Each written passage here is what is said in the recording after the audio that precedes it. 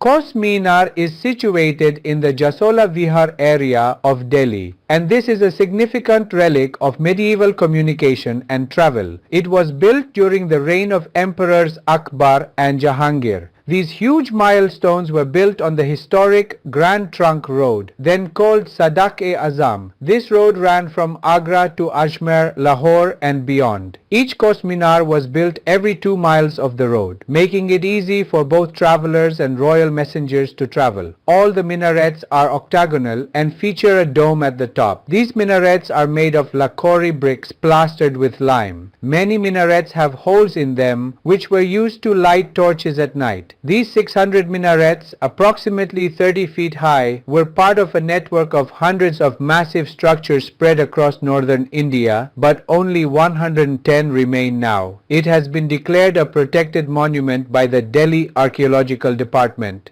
Visitors often express surprise that even after 5 centuries, its plaster and bricks are still intact.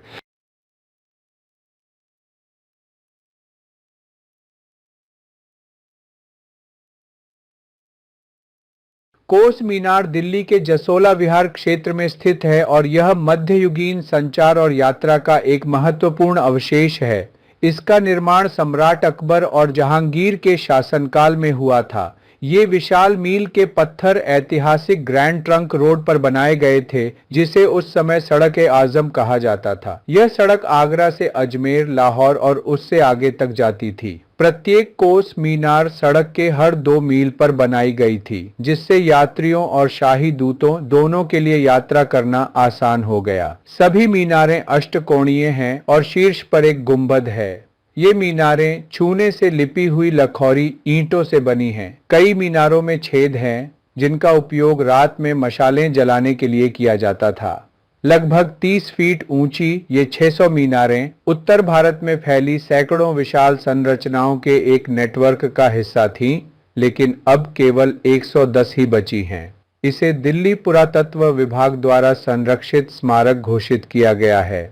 आगंतुक अक्सर आश्चर्य व्यक्त करते हैं कि 5 शताब्दियों के बाद भी इसका प्लास्टर और ईंटें अभी भी बरकरार हैं।